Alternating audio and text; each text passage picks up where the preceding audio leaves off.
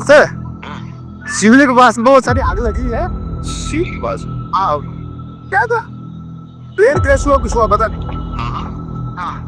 साहब पाँच तीन को टीएल को बोल दो कि सर फायर ब्रिगेड भेजे ना तुम। सर जी का कॉल आया, फिर हम वहीं पे पहुंच गए थे। वो सिक्योरिटी गार्ड था, उसको पूरा जल गया था हाथ, उसको लेके हम सिविल हॉस्पिटल आए थे। पहले तो पता नहीं चल रहा था कि किसका है, ऐसे लगा पहले कि कोई सिलेंडर फटा हुआ, पर बाद में पता चला कि वहाँ पे प्लेन क्रैश हुआ है। अच्छा, एक शख्स है जो देखिए 50 से ज़्यादा डेड बॉडी अकेले निकाले वहाँ पर हादसे के बाद। डेड बॉडी जब आप देख रहे थे उसकी हालत क्या हो चुकी थी, आपने अकेले कितनी डेड बॉडी निकाली, उस समय का वहाँ मंजर कैसा था? देखिए बिल्कुल इस समय अगर हम बात करें तो रिपब्लिक भारत वहाँ पर पहुँचा हुआ है जहाँ पर सबसे पहले कॉल आई थी मदद के लिए। इस समय देखिए सिविल हॉस्पिटल के अंदर हम मौजूद हैं। ये इसका मेन दरवाज़ा है, यहाँ से केवल 100 कदम की दूरी पर वो घटनास्थल वाली जगह है जहाँ पर देखिए विमान क्रैश हुआ। कल के दिन ये पूरी सड़कों को देखिए ब्लॉक कर दिया गया था, लेकिन अब हम आपको वहाँ पर लेकर चल रहे हैं जहाँ पर 108 की पूरी टीम बैठती है। जहाँ पर पहली कॉल यहाँ पर आई, वो कॉल रिकॉर्डिंग भी हमने अपनी टीम को भेज दिया। जब हादसे के लिए पहली कॉल आई, कैसे मदद के लिए जो पहली एम्बुलेंस पहुंची थी, उस एम्बुलेंस के बारे में भी मैं बताऊंगा। कुछ देर पहले वो एम्बुलेंस यहाँ पर ही खड़ी थी।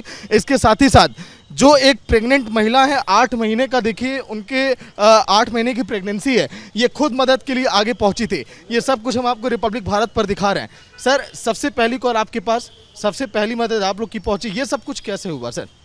नमस्कार, जितेंद्र शाही मेरा नाम है। मैं अहमदाबाद 108 सेवा का मैनेजर हूँ।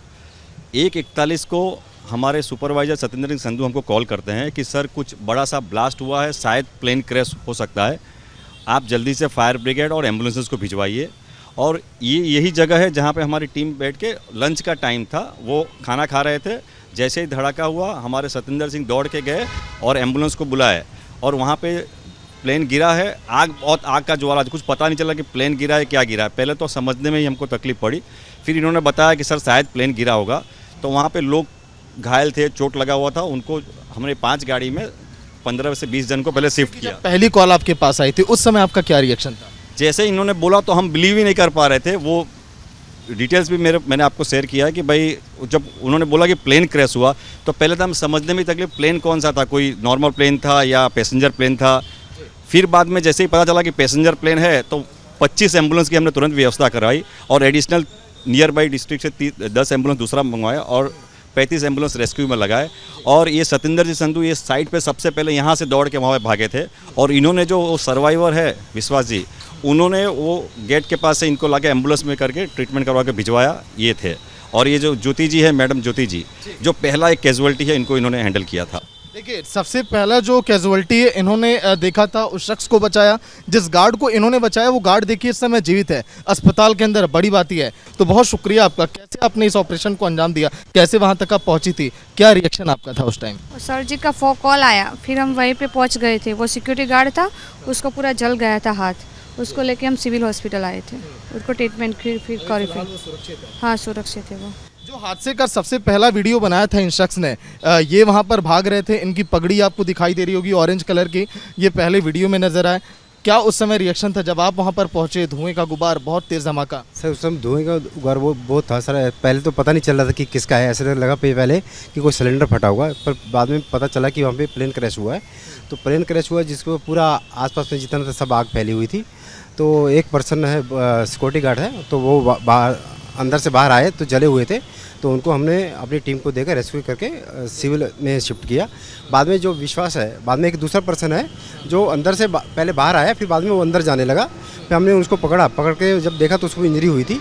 बाद में पता चला कि वो प्लेन में से बाहर गिरा था बंदा, तो उसको फिर हमने एम्बुलेंस में शिफ्ट किया सिविल अस्पताल में। अच्छा देखिए, जो शख्स जिंदा एक बच गया ना विमान में कूद के, जिसने अपनी जान बचाई, उस शख्स को भी लेकर आने वाले यही हैं। जब वो शख्स आया आप लोगों के साथ, जो जिंदा बच गया था, उसका हाव भाव क्या था? पूरा घबराया हुआ था और उसका कुछ मिस वो अपने होश आवाज़ में नहीं था। वो मिस ऐसा बता रहा कि मेरी जो फैमिली है वो अंदर है, प्लेन के अंदर है। हाँ, तो वो उस घबराहट के कारण वो अंदर जा रहा था दोबारा वापस, तो उसको फिर हमने थोड़ा शांत करवाया, फिर एम्बुलेंस में शिफ्ट किया सर। अच्छा, एक शख्स है जो देखिए 50 से ज़्यादा डेड बॉडी अकेले निकाले वहाँ पर हादसे के बाद। डेड बॉडी जब आप देख रहे थे उसकी हालत क्या हो चुकी थी, आपने अकेले कितनी डेड बॉडी निकाली, उस समय का वहाँ मंजर कैसा था? वहाँ हम जब देखा था पूरी सब डेड बॉडी सभी की सभी जली हुई थी, कुछ उसके बॉडी पे कुछ बचा नहीं, पूरी स्किन जली हुई थी पूरा का पूरा। हम जब उसको तुरंत निकालने का हमारी टीम मिलकर सब ने निकाला फटाफट। फिर एनडीआरएफ टीम और फायर की टीम के सपोर्ट से ज़्यादा से ज़्यादा बॉडी निकाली, करीबन 50 से 60 बॉडी हम लोगों ने निकाल के रेस्क्यू करके हमने एम्बुलेंस के अंदर शिफ्ट किया है, उसको सिविल हॉस्पिटल पहुँचाया है। अच्छा, कितनी डेड बॉडी आप निकाले? ज़्यादा गिनना नहीं, 50 के आसपास तो हम निकाले हैं। हाँ, देखिए एक बार 108 की पूरी टीम को देखिए, कल जब ये लोग तुरंत एक्टिव हो गए और देखिए इसी तरह से इनकी 108 की ये मैनेजर हैं, लगातार इसी तरह से गाड़ियां इनकी पहुंच रही थी रेस्क्यू के लिए। और पहला एम्बुलेंस जब यहां पर खड़ा था तो इन्होंने देखिए यहां से रवाना किया था, फिर उसके बाद लगातार यहां पर बचाव किया गया।